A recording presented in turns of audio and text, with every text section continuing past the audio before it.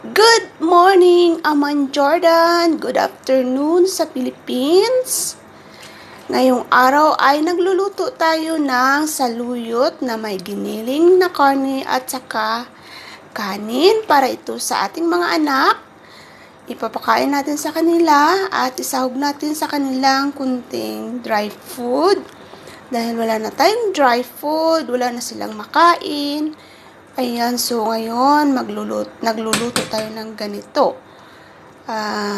Maganda din minsan na bigyan natin sila ng vegetables, green leaves. Yan, maganda po yun sa kanila. Dahil mahal ko ng aking mga alaga at gusto ko pa sila makasama ng matagal. Ayan. So, masarap itong kanilang pagkain, lalong-lalo na si Inkay. Gustong-gusto niya itong saluyot na ito. Ayan, have a nice day po sa inyong lahat and God bless!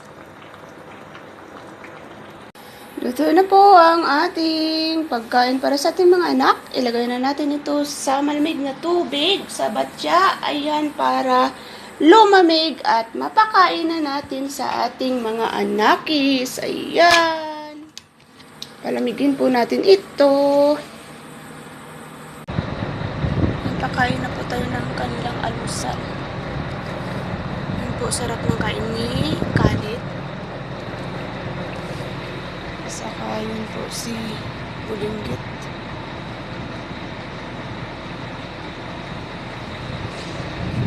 Kayo, di ba paborito mo yan? Yung saluyot?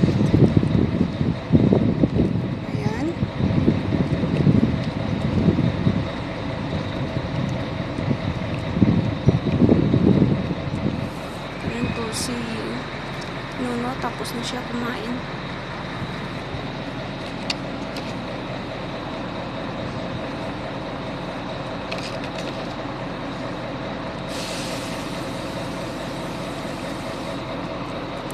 Yung iba po wala, mamayang hapon na naman yun sila kasi nga maingay po yung dito truck, so takot sila pumunta.